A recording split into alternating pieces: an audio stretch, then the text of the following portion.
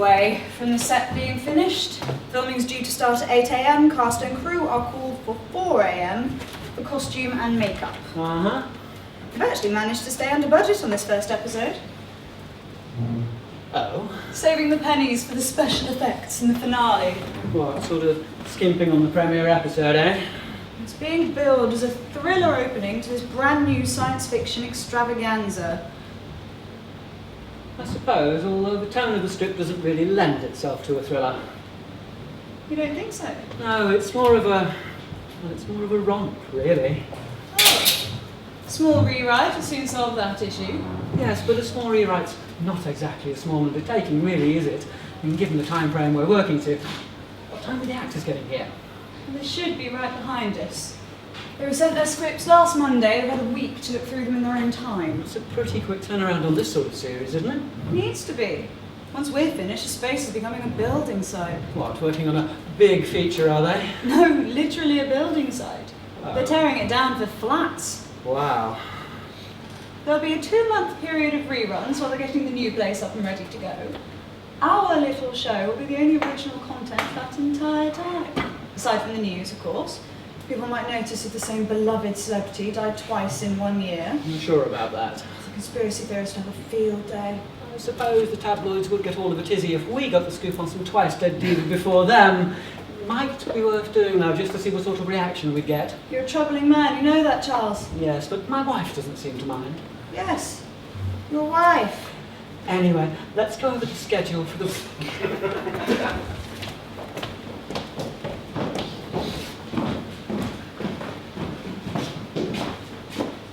Is this genuinely the set? Looks like it might be, you know. I was expecting something a little less shoddy. Looks like they're working on a tighter budget than we originally thought. I did a show a couple of years back with no scenery at all. Couldn't afford a single pot of paint. The audience had to imagine the set. It got rave reviews. Wasn't that a radio play? Was it? Yeah, The Adventures of Larry Longscruff and the Robot Monkeys from Mars. That was your last work, wasn't it? Quite possibly, my boy, quite possibly. So, for that you didn't really need a set, did you? For radio. This is held together with staples and cable ties. No, but the tone of voice, the atmospheric music, the visceral immediacy of live radio, that's what makes it. That's what makes it the great and glorious medium that it is. So, why move to television then? The pay is better. Got to keep yourself in gin, eh, Gerald? One shouldn't shortchange oneself on the little luxuries of life. I can't work in this environment. I'm sorry, but that's just the way it is. Oh? It's a sham. I was promised big things from taking on this role. Awards, red carpet treatment, my own dressing room. Looking at this place, I'll be looking to get a functioning toilet cubicle to get changed in, let alone a well-lit, comfortable room attached to one. We have to slum it from time to time, my dear. I remember one time in Swansea. I've done the West End. I had a supporting role in Hammerflick. Christopher Lee bit me, and I mean really bit me. I'm not this person. I'm not the actress who runs around wobbly plywood sets, screaming and tripping over rubber monsters. I hate to break it to you, but haven't read the script. Yes, you are. What? This is a disgrace. You haven't read it yet? My agent... You know, I always make a point of reading every script my agent sends me for, just to make sure she's not sending me any old tripe. However, I must admit that in this case it's an exception. I don't even know my character's name. Professor Calamity. Oh? Yeah. Alice is playing Sally, your niece, and I'm playing Ronald. Professor Calamity. It's the name of the show. Oh good, you've all arrived. I'm Veronica, the series producer, and this is the director of our first episode, Charles. Hello, Charles. This is Alice, Casper, and Gerald. Pleasure. Well, shall we just jump straight in with the script in hand run through? Why not? Okay. Just let me find my glasses. I'm sure they're here somewhere. Charles, set the scene if you'd be so kind. Okay, so, you can all imagine, first scene's a shot of outer space. So we'll have a star backdrop across there, camera at a tilt, tracks back in through the window of the attic. Attic? Of the cafe. What? Look, anyway, Gerald, if I could have you sort of just over here, please, now a little bit further back. Thank you. You're first on shot. Yeah, just down on one knee, peering through the window of the attic. Thank you. Casper. Gosh, if I could have you. If I could just have you there, please. And Alice, if you just sort of. No, if you sort of swap around a little bit, please. No, sorry, Casper, I'm going to have to handle you again. If I could sort of swap you around and Alice sort of. How does that look? Again? Oh, God, swap around. Well, anyway, that's pretty much the opening shot. Dialogue from the first scene is done from these positions. The cameras will be blocked in. We just need to run it through with you three. It'll look great. The opening. Really capture people's imaginations. Well, go on then. You want us to start? That is why we're all here, unless there was a memo that passed me by. Oops! What? Oops! Are you quite alright? It's the first line of the script. What is? Oops is. Oh! Well, I wasn't ready. You took me by surprise. Are you quite ready now? In Yes. your own I'm time. quite ready now, thank you. Please carry on. Oops! Actually, could I get a glass of water? Look, we really don't have much time. But if Your Majesty would like a glass of water, she is more than welcome to go and get one. But make it snappy. Oh, well, someone got out of bed alongside this morning. My bed's against the wall, my dear. There's only one way I can get out of it.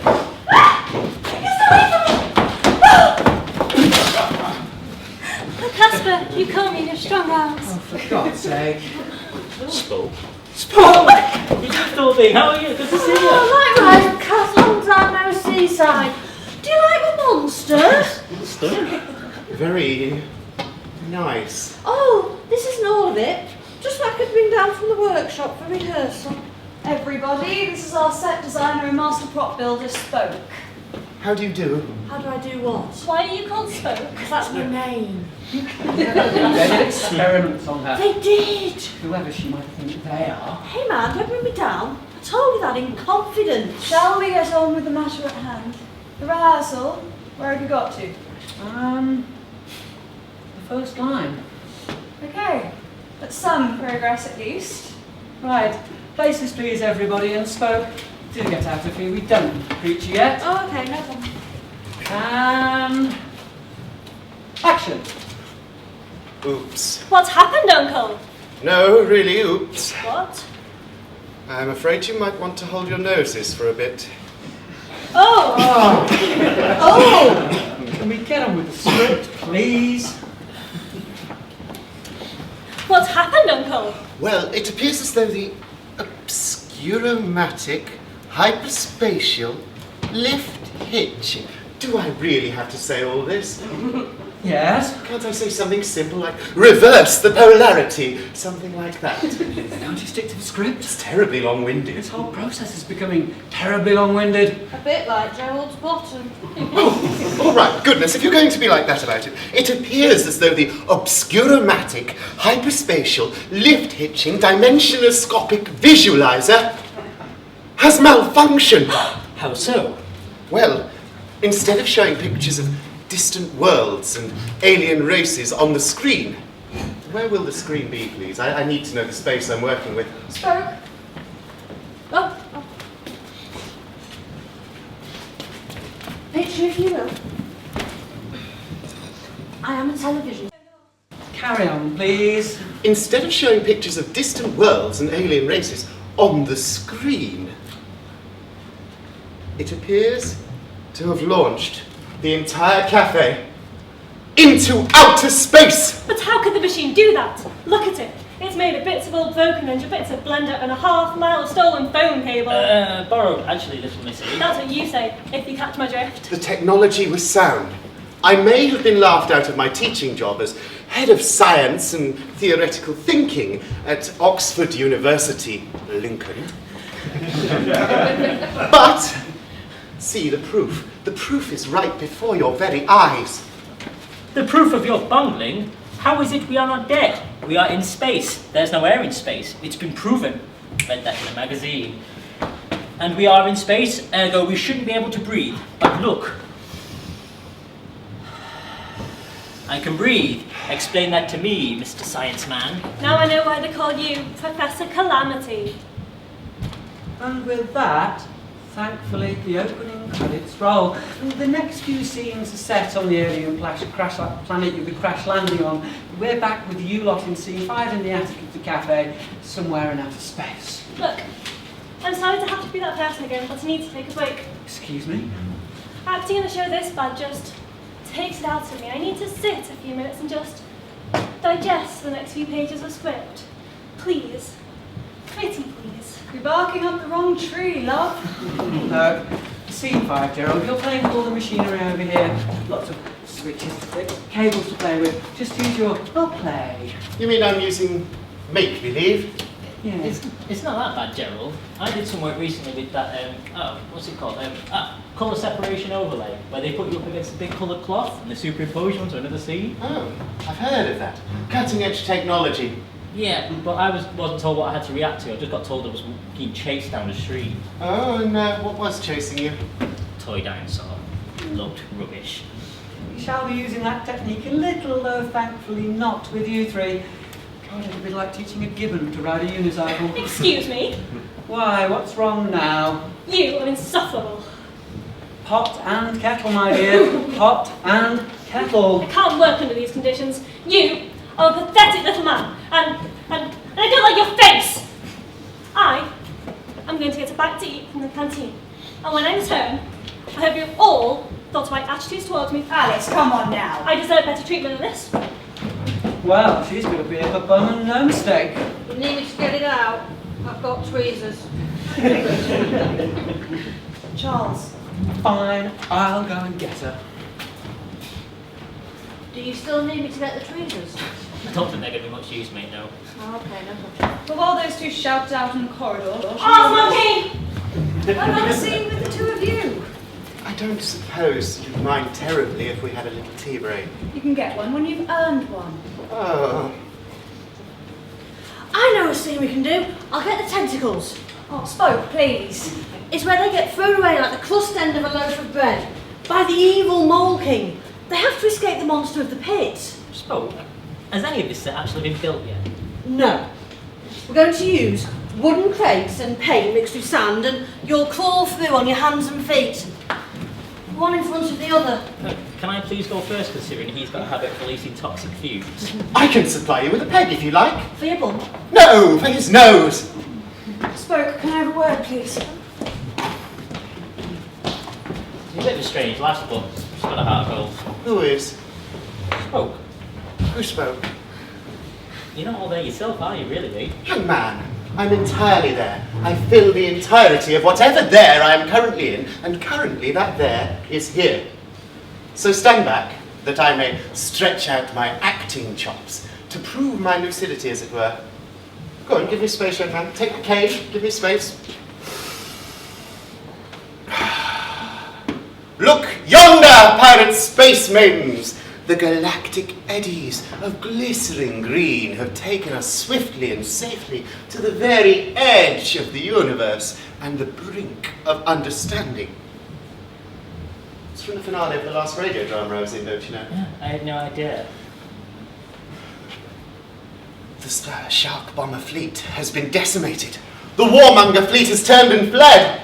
All the prisoners have been freed. Listen. The whole universe is still and at peace once more. Hark! Can you hear it? The still, empty sound of space. Isn't it? Oh! Beautiful. Well, I can certainly see why they've chosen me for this show. Oh gosh, indeed so. It's like they want us to fail.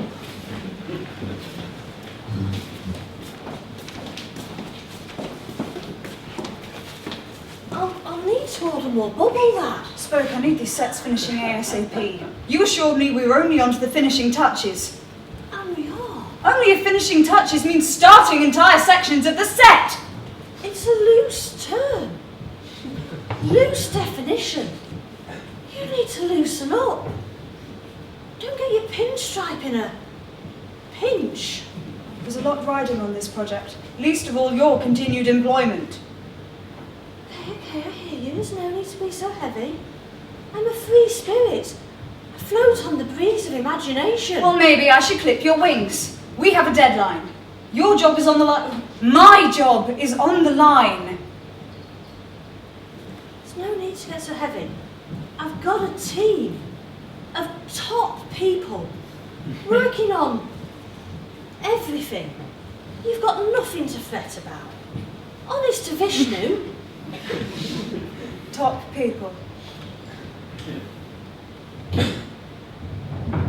Top people. I hope you aren't lying to me. I wouldn't dare. I'm tripping so hard right now, you're spitting flames. Oh, I need to lie down. Veronica, I think we've got a bit of a problem. What now? Thrown a whoopsie, it's my old war wound. You were never in the army, you lying old fart. He was overacting. He stormed his back out. Well, I hope this won't affect rehearsals or recording. I think it might, you know. Oh, Lord. Just lay me flat on my back and I'll be fine in a jiffy. Careful.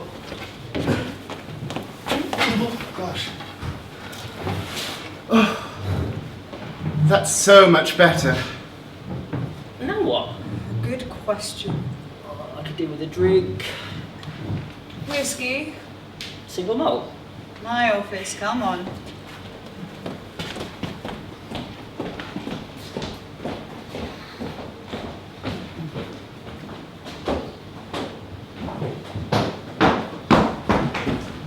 Alice, will you just stop? Keep away from me!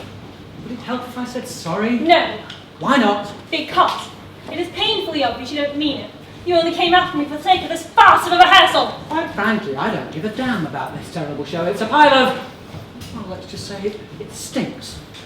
You really think so? Then why do it? I could ask you the same thing. Well, why are you doing it? Reasons? Which are?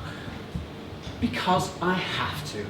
There are certain people who know certain things about a certain person. About you. They need the show directing cheaply. You're being blackmailed into it. I direct this lousy show or they go to the press. I'd be embarrassed out of any future career. Is it because you're a homosexual? How did you know I Charles, was... it's 1972. I'm sure no one would really mind. Theatre and TV industry's full of your sort. My sort? Yes, well, no one's very vocal about it. I wouldn't say that. Anyway, it makes no difference, blackmail or not. It's no reason to take it out on me. It is if you're behaving like a spoilt child. I've seen your resume. You've not worked in... how many years? Shut up! A child star. Abandoned, ignored, used up and slightly useless before her time. Charles, how could you? Not my words, dear. They were on a memo passed around the production office by the top knobs after your casting was announced. Really? Yes. This show, this terrible show, could well be the final nail in the coffin of both of our careers. Don't talk like that. Or, I suppose, it could be the chance to show them all what we're really made of. I did not expect to hear words like those coming from a man who seems as apathetic as you. Well, look, I'm tired and I'm worried and I'm a little bit worn out, but if we're going to do this thing, then let's do it well. Yes, we'll show them. Yeah. Here, here. Gerald, what are you doing down there? Practicing for my own funeral. What does it look like I'm doing? Now, you two stop lollygagging and help me up, will you please? Oh, be careful. Easy, that's it. Now, Casper and Veronica have gone for a good glass of single malt in the production office. I suggest we join them. Quick one, can't hurt, eh? And then we'll get right back to work. Sounds like a plan. Oh, gosh.